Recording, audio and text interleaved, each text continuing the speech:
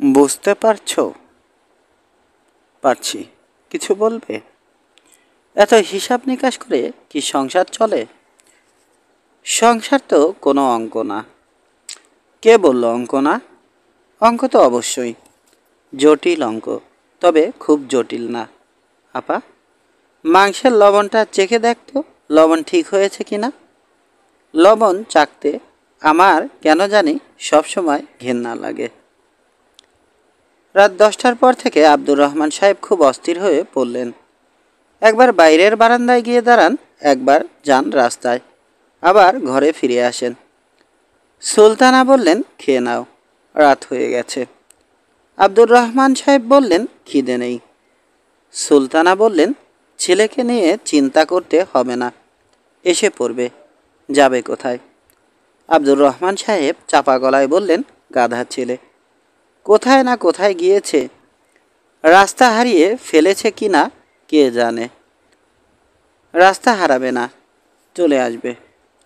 কি করে বললে চলে আসবে? সব কিছু জেনে বসে আছো, দেখি শার্ট প্যান্ট দাও। শার্ট প্যান্ট দিয়ে কি করবে? ছেলে খুঁজে বের করতে হবে না? এত বড় শহরে তুমি কোথায় খুঁজবে?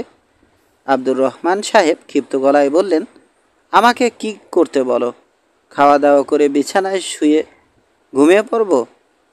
আমার ছেলে ঘরে ফিরছে না, আর আমি বিছানায় শুয়ে থাকব? তুমি আমার সামনে তালগাছের মতো দাঁড়িয়ে থাকবে না, আমার সামনে থেকে যাও। সুলতানা আমাদের ঘরে গেলেন, গলা নিচু করে বললেন, তোর বাবা কাঁদছে, মন্টুকে নিয়ে আয়।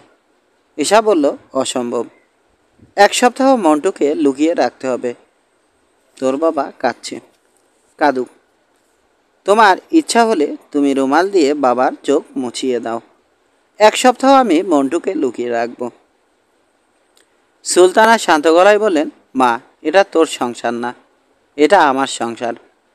তোর সংসার তুই তোর মতো করে চালাবি, আমার সংসার আমি দেখব আমার মতো। মানুষটা হাউমাউ করে কাঁদছে, তোরা যত ইচ্ছা তোদের স্বামীকে কাঁদাস, আমি আমার স্বামীকে কাঁদতে দেব না। শ্যামা বলল, মা তুমি বাবার কাছে যাও, আমি মন্টুকে নিয়ে আসছি। মন্টু বেশ সহজভাবেই কার্পেটে বসে টিভিতে এক্স ফাইল দেখছিল। আজকের পর্ব তার দারুণ। টেনশনে মন্টুর শরীর কাঁপছে, পর্দা থেকে চোখ সরাতে পারছে না। শ্যামা যখন বলল, মন্টু যা, বাসায় যা, মন্টু বলল, আপা 15 মিনিট পরে যাই, এক্স ফাইল হচ্ছে।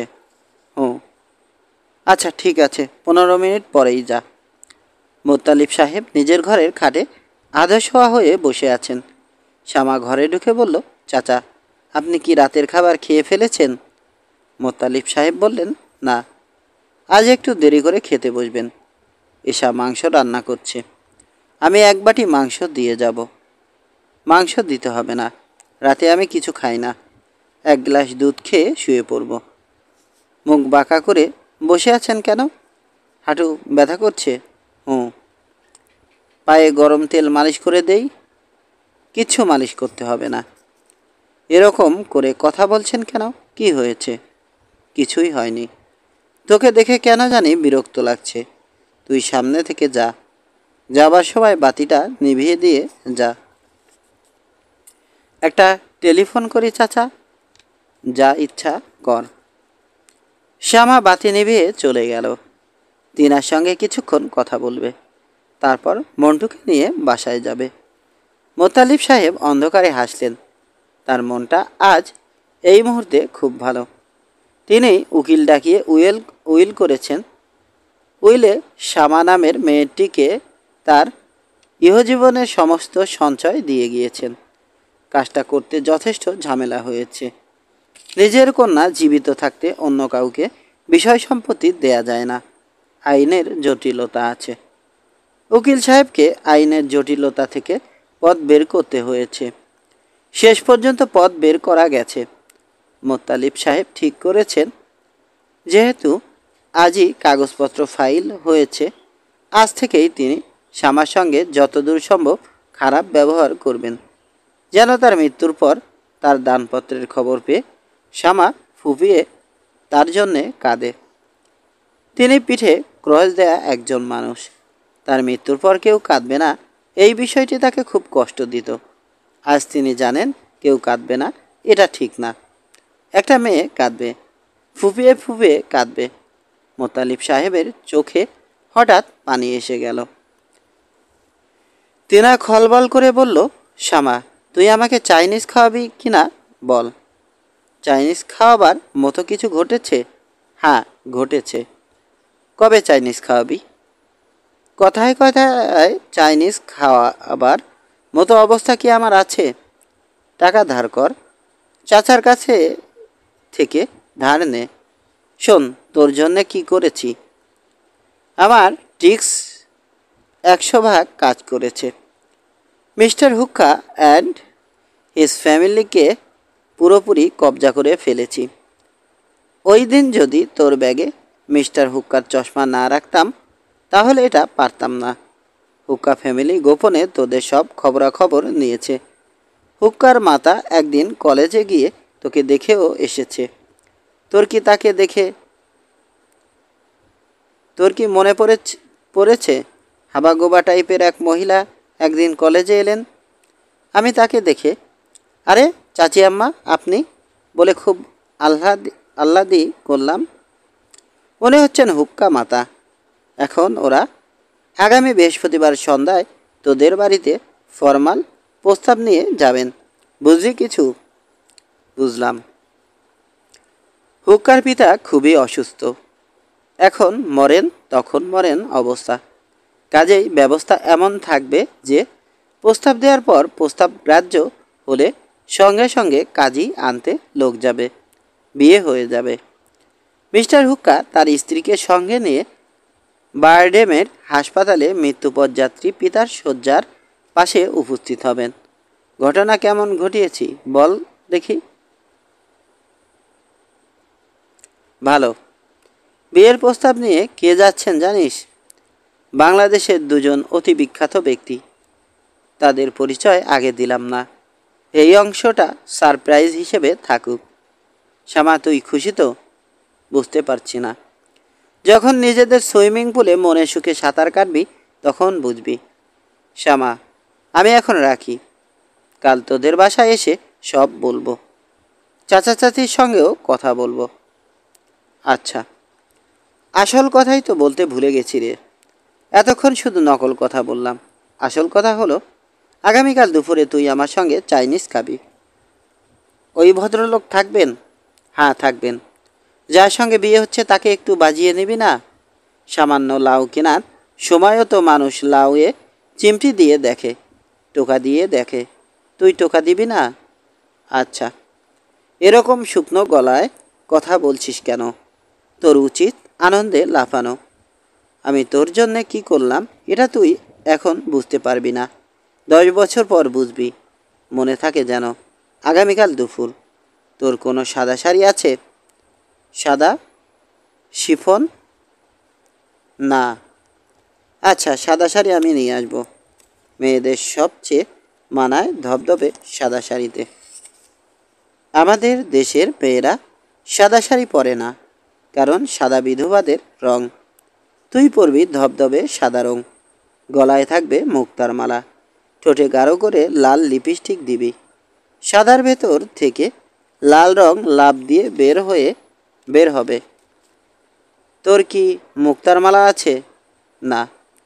অসুবিধা নেই, আমি জোগাড় করব।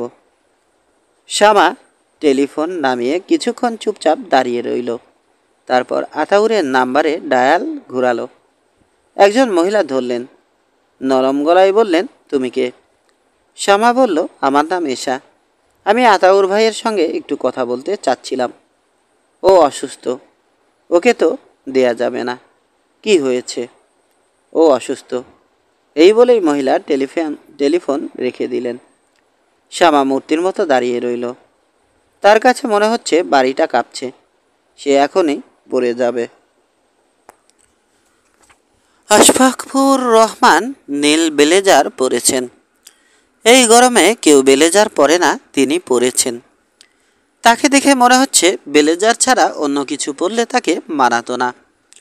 শ্যামার কাছে মনে হলো বিয়েবাড়িতে ভদ্রলোককে একরকম দেখাচ্ছিল, আজ অন্যরকম দেখাচ্ছে। বিয়েবাড়িতে তার মধ্যে ছেলে মানুষই ভাব ছিল, আজ নেই। আশফাকুর রহমান তিনার দিকে তাকিয়ে বললেন, তুমি না বললে তোমরা 6 বান্ধবী একসঙ্গে থাকবে? তিনা বলল, 6 জন না, 7 জন। মীরার বিয়েতে আমাদের একজন যেতে পারেনি, সে আজ থাকবে। তবে তারা সবাই আসবে 1 ঘন্টা পর। শুরুতে থাকবো আমরা 3 জন। ও আচ্ছা, আপনি শ্যামার কাছে ক্ষমা চাইবেন বলেছিলেন, চেয়েছিলেন? না, ওনার সঙ্গে পরে আর দেখা হয়নি। এই তো দেখা হলো, ক্ষমাটা চেয়ে নিন। ক্ষমা প্রার্থনা দৃশ্য দিয়ে আজকের টোকাটুকি খেলা শুরু হোক। টোকাটুকি খেলা মানে? টোকাটুকি খেলা আপনি বুঝবেন না। আমরা বান্ধবীরা অনেক সাংকেতিক ভাষা ব্যবহার করি। কই, ক্ষমা প্রার্থনা শুরু করুন। শ্যামাকে অবাক করে দিয়ে ভদ্রলোক উঠে দাঁড়ালেন। মঞ্চে বক্তৃতা দেওয়ার ভঙ্গিতে কথা বলা শুরু করলেন। ক্ষমা প্রার্থনা নিয়ে তিনা মজা করছিল। ভদ্রলোককে দেখে মনে হচ্ছে তিনি মজা করছেন না। বিয়েবাড়ির ওই রাতের ঘটনার জন্যে আমি খুবই লজ্জিত। আপনাকে অপ্রস্তুত করার জন্যে আপনার বান্ধবীরা যে এই কাণ্ডটা করবে তা আমার মাথাতেও আসেনি। আমি যে কি পরিমাণ লজ্জা পেয়েছি তা শুধু আমি জানি। শ্যামা বলল, লজ্জা পাওয়ার মতো এমন কিছু আপনি করেননি। আপনি দাঁড়িয়ে থাকবেন না, বসুন। ভদ্রলোক বসলেন। তিনা বলল, শ্যামা, এখন তোকে খুব জরুরি একটা কথা বলছি, মন দিয়ে শোন। আশফাকুর রহমান সাহেবের বাবা খুব অসুস্থ। বেশিরভাগ সময়ই তাকে অক্সিজেন দিয়ে রাখতে হচ্ছে। তিনি তার একমাত্র ছেলের একটা গতি হয়েছে এটা দেখে দিতে চান। কাজেই আমাদের দায়িত্ব হচ্ছে ওনার জন্যে চমৎকার একটা মেয়ে খুঁজে বের করা। তোর জানা মতো কেউ আছে? শ্যামা তাকিয়ে আছে, কি বলবে ভেবে পাচ্ছে না। ভদ্রলোক শ্যামার দিকে তাকিয়ে বললেন, আপনার বান্ধবীর কথায় সামান্য ভুল আছে। ভুলটা আমি ঠিক করে দেই। আমার বাবা প্রচণ্ড শারীরিক কষ্টে আছেন। এই অবস্থায় একজন মানুষ নিজের কষ্ট ছাড়া আর কিছুই ভাবতে পারে না। কাজেই তিনি তার পুত্রবধূর মুখ দেখে মরতে চাচ্ছেন, এটা খুবই ভুল কথা। তবে আমার আত্মীয় স্বজনরা এ ধরনের কথা বলছেন, এটা ঠিক। আমার ধারণা ঢাকা শহরের সব রূপবতী মেয়েদের প্রাথমিক ইন্টারভিউ ইতিমধ্যেই নেওয়া হয়ে গেছে।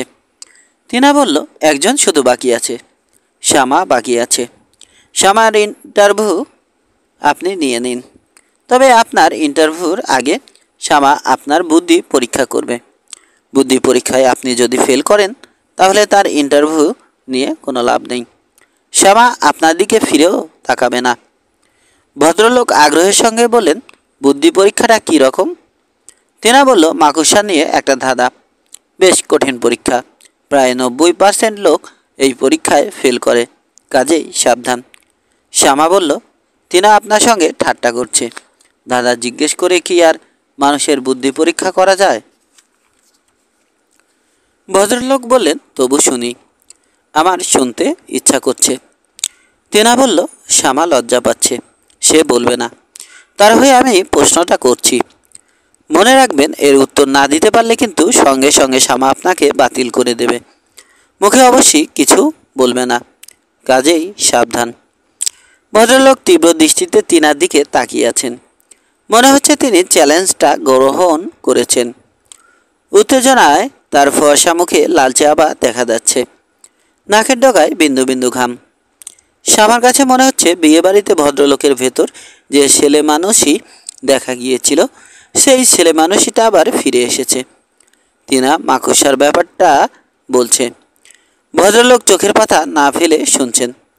মনে হচ্ছে সত্যি সত্যি তিনি ভয়ঙ্কর কোনো পরীক্ষা দিতে বসেছেন। শ্যামার হঠাৎ করেই মনে হলো এই ভদ্রলোকের সঙ্গে বিয়ে হলেও তার মেয়ের নাম রাখা যাবে আশা। আশফাকুর রহমানেরা শ্যামার আশা। বারান্দার কাঠের চেয়ারে এর হাতলে একটা কাক বসে আছে। সুলতানার বুক ধক করে উঠল। এটা কি কোনো অলক্ষণ? কা কা করে কাক ডাকাটা অলক্ষণ। কিন্তু একটা কাক ঝিম ধরে অনেকক্ষণ ধরে চেয়ারে বসে থাকলে তার মানে কি হয়? কাক চুপ করে বসে থাকার পাখি না, সে খাবারের খোঁজে ছটফট করবে, ঘাড় বাঁকিয়ে গৃহস্থকে দেখবে। এই কাজটা সে করছে না, ঝিম ধরে বসে আছে। সুলতানা রান্নাঘরে ঢুকলেন। এশাকে কাক সম্বন্ধে জিজ্ঞেস করতে হবে। তিনি জানেন এশা লক্ষণ অলক্ষণ বিষয়ে কিছুই জানে না। আধুনিককালের মেয়েদের লক্ষণ বিচারের সময় নেই, তবু মনের শান্তির জন্যে জিজ্ঞেস করা। সুলতানা চিন্তিত ভঙ্গিতে বললেন, এশা, একটা কাক তোর বাবার চেয়ারের হাতলে অনেকক্ষণ ধরে বসে আছে। এশা পায়েস রাঁধছিল। পায়েস রান্নার প্রধান কৌশল ক্রমাগত হাঁড়িতে দুধ নাড়াচাড়া করা। একটু থামলেই দুধ ধরে যাবে, পায়েসে দুধ পোড়া গন্ধ এসে যাবে। সে চামচ নাড়তে নাড়তে বলল, কাক বসে আছে তো কি হয়েছে? কোনো অলক্ষণ না তো? এশা এশা হেসে ফেলল। সুলতানা বললেন, কাকটাকে দেখে ভালো লাগছে না। কাক দেখে ভালো লাগার কোনো কারণ নেই মা। কাক তো ময়ন না যে দেখে ভালো লাগবে। আজ সকাল থেকে তুমি লক্ষণ বিচার শুরু করেছ, দয়া করে মনটা শান্ত করো। পায়েসের মিষ্টি একটু চেখে দেখো। সুলতানা মিষ্টি চাখলেন। মিষ্টি বেশি হয়েছে না কম হয়েছে কিছুই বললেন না। তিনি খুবই অস্থির বোধ করছেন। তার অস্থির বোধ করার সঙ্গত কারণ আছে। শ্যামার আজ রাতে বিয়ে হয়ে যাবার সম্ভাবনা দেখা দিয়েছে। তিনার উদ্যোগে আনা পাত্রের সঙ্গে বিয়ে সম্পর্কিত সব কথাবার্তা শেষ হয়েছে। পাত্রের নানিকে চিটাগাং থেকে আনা হয়েছে। তিনি সন্ধ্যার পর লোকজন নিয়ে শ্যামাকে দেখতে আসবেন। তিনি যদি বলেন মেয়ে পছন্দ হয়েছে, তাহলে সঙ্গে সঙ্গে বিয়ে পড়ানো হবে। আব্দুর রহমান সাহেবকে কাজী এনে রাখার কথা বলা হয়েছে। তার নিকট আত্মীয় স্বজনকে ও খবর দিয়ে রাখতে বলা হয়েছে। আব্দুর রহমান সাহেব বলেছেন, আমি সব খবর দিয়ে রাখলাম। কাজী নিয়ে আসলাম আর ছেলের নানি বললেন মেয়ে পছন্দ হয়নি। তখন এতে পাত্রের মামা ব্যারিস্টার ইমরুল হক হাইকোর্টে প্র্যাকটিস করেন। খুবই বিরক্ত গলায় বললেন, ছেলের নানি এ ধরনের কথা বলবেন না। আমরা সব ঠিকঠাক করে তবেই ওনাকে আনিয়েছি। উনি আমাদের সবার মুরব্বী, এই জন্যেই ওনাকে সামনে রাখা। আপনি কি আমাদের কথায় ভরসা পাচ্ছেন না? আব্দুর রহমান সাহেব বিব্রত গলায় বললেন, কেন ভরসা পাব না? অবশ্যই ভরসা পাচ্ছি। ভরসা না পাবার তো কিছু নেই। সমস্যা থাকলে বলুন, কাজী আমরা নিয়ে আসব। আপনাদের কিছু করতে হবে না। না না, কোনো সমস্যা নেই। আমরা তাড়াহুড়ো করছি কারণ ছেলের বাবা অসুস্থ, বার্থডে আছেন, যে কোনো মুহূর্তে এক্সপায়ার করতে পারেন। উনি যেন ছেলের বউ দেখে যেতে পারেন সেই ব্যবস্থা। বুঝতে পারছেন? জি পারছি। আপনাকে দেখে খুবই চিন্তিত মনে হচ্ছে। আপনি কি চিন্তিত? জি না, চিন্তিত না। শুধু শুধু চিন্তিত হব কেন? আব্দুর রহমান সাহেব মুখে বললেন, শুধু শুধু চিন্তিত হব কেন? আসলে তিনি খুবই চিন্তিত বোধ করছেন। এত বড় ঘরে তার মতো সাধারণ মানুষের সম্পর্ক করাটা ঠিক হচ্ছে কিনা বুঝতে পারছেন না। তার চেয়েও অনেক বেশি চিন্তিত সুলতানা। সুলতানার চিন্তার প্রধান কারণ, আজ সন্ধ্যার আগে যদি ছেলের বাবা মারা যায়, তাহলে তো আজ বিয়ে হবে না এবং অবশ্যই পাত্রপক্ষ পিছিয়ে পড়বে। তাদের মধ্যে কেউ না কেউ বলবে মেয়ে অলক্ষণা। বিয়ের কথা হলো, অমনি ছেলের বাবা গেল মরে, শ্বশুর খাকি কন্যা। সুলতানা আজ সকাল থেকে যে শুধু লক্ষণ বিচার করছেন, এই কারণেই করছেন। শুধু কাকের ব্যাপারটা ছাড়া লক্ষণ বিচারের ফলাফল শুভ। অনেক দিন বৃষ্টি হচ্ছে না। আজ সকাল থেকেই আকাশ মেঘে মেঘে কালো। আকাশের ভাব দেখে মনে হয় যে কোনো সময় বৃষ্টি শুরু হবে। বিয়ের দিন বৃষ্টি শুভ। বিয়ের দিন এশাকে দিয়ে পায়েস রান্না বসিয়েছেন। এর মধ্যেও সুলতানার একটা গোপন পরীক্ষা আছে।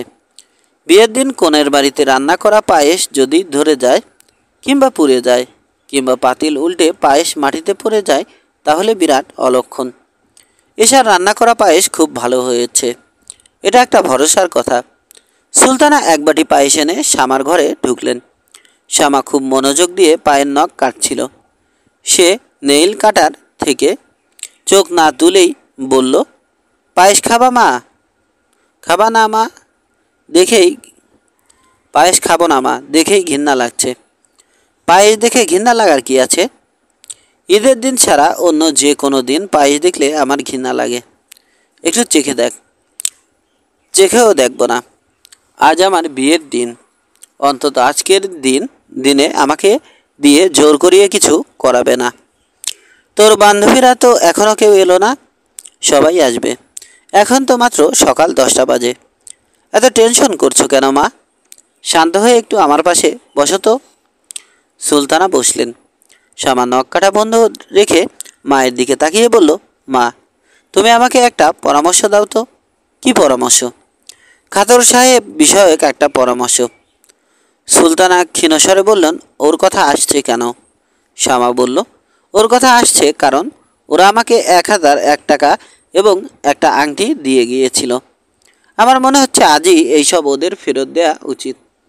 আমি বাড়িওয়ালা চাচাকে বলে রেখেছি, উনি তার গাড়িটা আমাকে 3 ঘন্টার জন্য দিয়েছেন। আমি মন্টুকে নিয়ে বের হব, 2-একটা টুকটাক শপিং করব।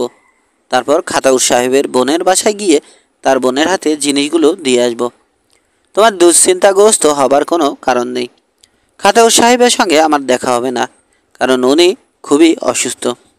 ছাদের চিলেকোঠার ঘরে তাকে বেশ কিছুদিন হলো তালাবদ্ধ করে রাখা হচ্ছে। তুই এত খবর কোথায় পেলি? মাঝে মাঝে আমি ওই বাসায় টেলিফোন করি। কেন? মানুষটার অসুখটা কমলো কিনা এটা জানার জন্যে টেলিফোন করি। এই মানুষটা তো আমার স্বামীও হয়ে যেতে পারতো না? এখন আমাকে অনুমতি দাও, আমি আংটি ফেরত দিয়ে আসি। সুলতানা চিন্তিত গলায় বললেন, তোকে যেতে হবে না। তোকে যেতে হবে কেন? আংটি ফেরত দিতে হলে তোর বাবা গিয়ে ফেরত দিয়ে আসবে। শ্যামা শান্ত স্বরে বলল, আংটি তো তারা বাবাকে দেয়নি, আমাকে দিয়েছে। কাজেই আংটি আমাকেই ফেরত দিতে হবে। সুলতানা বললেন, তুই আমার পরামর্শ চেয়েছিলি। আমার পরামর্শ হলো তুই যাবি না। শ্যামা বিছানা থেকে নামলো। বুক সেলফ থেকে একটা বই বের করলো। বইয়ের মাঝখানে রাখা একটা চিঠি বের করে মার দিকে বাড়িয়ে দিয়ে বলল, তুমি চিঠিটা পড়ো, তারপর আমাকে বলো আমার যাওয়া উচিত হবে কি হবে না। কার চিঠি? খাতাউর সাহেবের চিঠি। সে আবার কবে চিঠি লিখল? তিনি অসুস্থ হবার আগে চিঠিটা লিখেছেন। সুলতানা নিচু গলায় বললেন, আমি তো কিছুই বুঝতে পারছি না। সে চিঠি লিখবে কেন? তুই কি এই চিঠির জবাব দিয়েছিস নাকি? শ্যামা বলল, এত কথা বলছো কেন মা? চিঠিটা তুমি আগে পড়ো তো। সুলতানা চিঠি পড়ছেন। চিঠি পড়তে গিয়ে তার হাত কাঁপছে। শ্যামা, তোমার কাছে এই চিঠি লিখতে খুব অস্বস্তি লাগছে, খানিকটা লজ্জাও লাগছে। একবার ভাবলাম এই চিঠি লেখাটা তো তেমন জরুরি না, না লিখলেও চলে। কিন্তু পরে মনে হলো চিঠিটা না লিখলে নিজের কাছে ছোট হয়ে থাকব।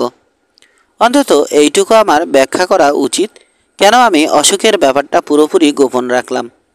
আমার ব্যাখ্যাটা যে তোমার কাছে গ্রহণযোগ্য হবে তা আমার মনে হচ্ছে না। আমার নিজের কাছেই ব্যাখ্যা গ্রহণযোগ্য না। তাহলে ব্যাখ্যাটা দিচ্ছি কেন? মানুষের স্বভাব হচ্ছে খুব বড় ধরনের ভুল করলেও কেন ভুল করলো তার একটা ব্যাখ্যা সে দাঁড় করায়। যতটা নাম অন্যের জন্যে তার চেয়ে বেশি নিজের জন্যে। মূল কথা না বলে অন্য গীত গাইছি। তোমার নিশ্চয় খুব বিরক্ত লাগছে। একটু ধৈর্য ধরো, এখনই আমার সব কথা বলা হয়ে যাবে। আমার ছেলেবেলার একটা গল্প বলবো। গল্পটা শেষ হওয়া মানে আমার সব কথা শেষ হওয়া। আমার তখন 7 বছর বয়স, ক্লাস 2তে পড়ি। জন্ম থেকেই অসুখ বিসুখ আমার লেগেই আছে। 2 দিন পর পর জ্বরে পড়ি, ঠান্ডা লাগলেই সর্দি কাশি। বাবা আমার অসুখ নিয়ে খুবই বিরক্ত। একদিন আমার মাকে বললেন, শুধু তোমার পুত্রের চিকিৎসার জন্যে বাড়িতে একজন ডাক্তারকে জায়গির রাখা দরকার। ডাক্তার ঘরেই থাকবে, খাবে আর 12 মাস আমার ছেলে চিকিৎসা করবে। তবে আমি সিদ্ধান্ত নিয়েছি ওর চিকিৎসা আমি করব। প্রতিদিন আমার সঙ্গে সে 1 মাইল হাঁটবে। ফজরের নামাজের পর একে একে তুমি কানে ধরে বিছানা থেকে তুলবে। আমি রোজ একে নিয়ে সান্ধিকোনা পুলের কাছে বটগাছ পর্যন্ত যাব, আবার ফিরে আসব। এই চিকিৎসার নাম হাঁটা চিকিৎসা। এই চিকিৎসা 1 মাস করলে তোমার ছেলের আর কোনো চিকিৎসা লাগবে না। ঝড় বৃষ্টি তুফান সাইক্লোন টাইফুন কোনো অবস্থাতেই এই হাঁটার চিকিৎসা বন্ধ হবে না। বাবা কথা যা বলেন কাজও তাই করেন। জমিদারি ভাবভঙ্গি আমাদের পরিবারে কারোর মধ্যেই ছিল না, শুধু বাবার মধ্যেই ছিল। আরম্ভ হলো আমার হাঁটাহাঁটি। শুরুতে ব্যাপারটা যত ভয়ঙ্কর বলে আমার মনে হচ্ছিল, দেখা গেল ব্যাপারটা তেমন ভয়ঙ্কর না। বাবার মতো গম্ভীর ভারিক্কি ধরনের মানুষও সারা পথই আমার সঙ্গে গল্প করেন। যে বাবার ভয়ে বাড়ির সবাই ততস্থ হয়ে থাকে, দেখা গেল সকালবেলায় বাবা সেই বাবা না। সকালবেলায় বাবা খুবই মজার একজন মানুষ। এক এক করে দিন তিনি এক এক রকম মজা করতে করতে হাঁটেন। আমি মহা উৎসাহে তার আঙুল ধরে থাকি। আমার বড়ই ভালো লাগে। একদিন ভোরে আকাশ খুব মেঘলা করছে, বৃষ্টি নামি করছে। বাবা আমাকে নিয়ে বের হবেন। মা বললেন, দিন খারাপ, ঝড় বৃষ্টি হবে, আজ বের না হলে হয় না। বাবা ধমক দিয়ে বললেন, কি বলেছিলাম? ঝড় বৃষ্টি তুফান সাইক্লোন কোনো অবস্থাতেই হাঁটা বন্ধ হবে না। মা বললেন, ছাতা নিয়ে যান। বাবা বললেন, ছাতা কিসের? বৃষ্টি হলে ভিজতে ভিজতে যাব, এতে শরীর পোক্ত হবে। সামান্য ঠান্ডা বাতাস লাগলেই সর্দি জ্বর এইসব হবে না। আমি বাবার হাত ধরে রওনা হলাম। সান্ধিকোনা পুলের বটগাছের কাছে যাওয়ার আগেই তুমুল বর্ষণ শুরু হলো। বাবা বললেন, বৃষ্টিতে ভিজতে কেমন লাগছে রে বেটা? আমি বললাম, ভালো। বাবা হাসতে হাসতে বললেন, এক কাজ কর, শার্ট প্যান্ট খুলে নাঙ্গু বাবা হয়ে যা। আশেপাশে দেখার কেউ নেই। সারা শরীরে বৃষ্টির পানি লাগলে জীবনে কোনো দিন ঘামাচি হবে না। আমি বললাম, লজ্জা লাগে। বাবা বললেন, তোর বেটা, কে দেখবে? দেখবে শুধু আল্লাহ পাক। আল্লাহ পাকের কাছে কিসের লজ্জা? আমি শার্ট খুলে ফেলেছি, প্যান্ট খুলতে যাব, হঠাৎ দেখি বাবা যেন কেমন করছেন। যে হাতে তিনি আমাকে ধরেছিলেন সেই হাত কাঁপছে। তিনি বিড়বিড় করে বললেন, বাবারে, মহাবিপদ, আজ আমার মহাবিপদ। আমি দেখলাম বটগাছের পেছন থেকে 5-6 জন মানুষ বের হয়ে এলো। খুবই সাধারণ গ্রামের চাষাভুষা মানুষ। তারা আমাদের দিকে দৌড়ে আসতে শুরু করলো। পরের ঘটনাগুলি ঘটল অতি দ্রুত। আমি দেখলাম এরা বাবাকে কাদার ভেতর ফেলে দিয়েছে। একজন গরু জবাই করার মস্ত বড় ছুরি বের করেছে। বাবা গোঙাতে গোঙাতে বলছেন, তোমরা আমার একটা কথা রাখো, এই দৃশ্য যেন আমার ছেলেটা না দেখে। তাকে সরায়ে নিয়ে যাও। আমাকে দয়া করার দরকার নেই, আমার ছেলেকে দয়া করো। এই দয়া তারা করল না। বাবার কাছ থেকে 4-5 হাত দূরে দাঁড়িয়ে এক ভয়ঙ্কর দৃশ্য আমি দেখলাম। লোকগুলি যেমন দ্রুত এসেছিল সেরকম দ্রুতই চলে গেল। আমি দাঁড়িয়ে রইলাম আমার জবাই করা বাবার পাশে। কি বৃষ্টি! বাবার উপর বৃষ্টির পানি পড়ছে, আর সেই পানি দেখতে দেখতে টকটকে লাল হয়ে যাচ্ছে। আমি এক মুহূর্তের জন্যেও বাবার উপর থেকে দৃষ্টি সরিয়ে নিতে পারলাম না। আমি তাকিয়েই রইলাম। সেই থেকে আমার অসুখের শুরু। 2-3 বছর পর পর বর্ষার সময় অসুখটা হয়। যখন খুব বৃষ্টি হতে থাকে তখন বৃষ্টির দিকে তাকালে হঠাৎ মাথার ভেতরটা ফাঁকা হয়ে যায়। হঠাৎ মনে হয় আমি একটা খোলা মাঠে দাঁড়িয়ে আছি। আমার গায়ে বৃষ্টির ফোঁটা পড়ছে, আর বৃষ্টির ফোঁটাগুলি অদ্ভুত উপায়ে লাল টকটকে হয়ে যাচ্ছে। আমাকে সুস্থ করার অনেক চেষ্টা করা হয়েছে। বড় বড় ডাক্তাররা আমাকে দেখেছেন। আমাকে কলকাতায় নিয়ে যাওয়া হয়েছে। সেখানে একজন বড় সাইকিয়াট্রিস্ট আমাকে দেখেছেন। কোনো লাভ হয়নি। সেই সাইকিয়াট্রিস্ট আমাকে বলে দিয়েছিলেন আমি যেন কখনো বৃষ্টি না দেখি। আকাশে মেঘ করলেই আমি যেন ঘরে ঢুকে দরজা জানালা বন্ধ করে বসে থাকি। সে চেষ্টাই এখন করি। এই হলো আমার গল্প। খুবই ভয়ঙ্কর গল্প। আমি চেষ্টা করেছি সহজভাবে বলতে। তা কি আর সম্ভব? এমন ভয়ঙ্কর গল্প কি আর সহজ করা সম্ভব? শ্যামা, এখন বলি আমি আমার অসুখের কথাটা কেন গোপন করলাম। কেন জানি এক সময় আমার মনে হলো প্রবল বৃষ্টির সময় কেউ যদি গভীর মমতায় আমার হাত ধরে থাকে এবং আমার কানে কানে বলে কোনো ভয় নেই, আমি তোমার পাশে আছি, আমি তোমার হাত ধরে আছি, আমি এক মুহূর্তের জন্যও হাত ছাড়ব না, তাহলে হয়তো আমার অসুখটা হবে না। এক সময় বৃষ্টিটা আমার কাছে সহনীয় হয়ে উঠবে। কে জানে, একদিন হয়তো সেই মেয়েকে সঙ্গে নিয়ে বৃষ্টিতে ভিজতেও পারবো। আমার এ ধরনের চিন্তার পেছনে কোনো যুক্তি ছিল না, ছিল বিশ্বাস। ডুবন্ত মানুষ খড়কুটো চেপে ধরে, আমিও তাই করতে চেয়েছি। আমি খুবই ভুল করেছি। আমি তো আর তোমাদের মতো সুস্থ স্বাভাবিক মানুষ না। ভুল তো আমি করবই। শেষবার এশার সঙ্গে যখন কথা হয়েছে, সে আমাকে বলেছে অন্য এক জায়গায় তোমার বিয়ের কথা হচ্ছে। তোমার খুব ভালো বিয়ে হোক, এটা আমি মনে প্রাণেই কামনা করছি। তোমার সঙ্গে আমার অতি সামান্য পরিচয় যেন কোনো অবস্থায় তোমার মনে কোনো ছাপ না ফেলে, এই প্রার্থনা করছি। আরেকটা কথা, মাঝে মধ্যে এশা টেলিফোনে আমার সঙ্গে কথা বলেছে। এই নিয়ে তুমি তার উপর রাগ করো না। এই চিঠিটা এশাকে দেখিও। শেষবার টেলিফোনে আমার সঙ্গে তার কথা বলার ভঙ্গি থেকেই বুঝেছি সে আমার গোপন করার ব্যাপারটায় খুব কষ্ট পেয়েছে। এই চিঠিটা পড়লে তার কষ্ট সামান্য কমতেও পারে। ইতি আতাউর। সুলতানার চিঠি ভাঁজ করে টেবিলে রাখলেন। শ্যামা বলল, মা, তুমি কিছু বলবে? সুলতানা চুপ করে রইলেন। শ্যামা শান্ত গলায় বলল, মা, তুমি বলো, আমি কি ওনার সঙ্গে দেখা করে বলবো চিঠিটা পড়ে আমার খুব মন খারাপ হয়েছে। আপনার উপর আমি খুব রাগ করেছিলাম ঠিকই, এখন আর আমার কোনো রাগ নেই। বলো মা, এটাও কি আমি বলবো না? সুলতানা জবাব দিলেন না, চুপ করে রইলেন। শ্যামা মোত্তালিব সাহেবের গাড়ি নিয়ে বের হয়েছে। মোত্তালিব সাহেব নিজেও গাড়িতে আছেন। তিনি শ্যামাকে নিয়ে পেছনের সিটে বসেছেন। ঝুম বৃষ্টি হচ্ছে, এমন বৃষ্টি যে গাড়িতে বসে বাইরের কিছুই দেখা যাচ্ছে না। মোত্তালিব সাহেব বললেন, এই ঝড় বৃষ্টির মধ্যে আমরা কোথায় যাচ্ছি? শ্যামা বলল, জানি না চাচা। মোত্তালিব সাহেব বিরক্ত গলায় বললেন, তুই কোথায় যাবি তা না জেনেই বের হয়েছিস?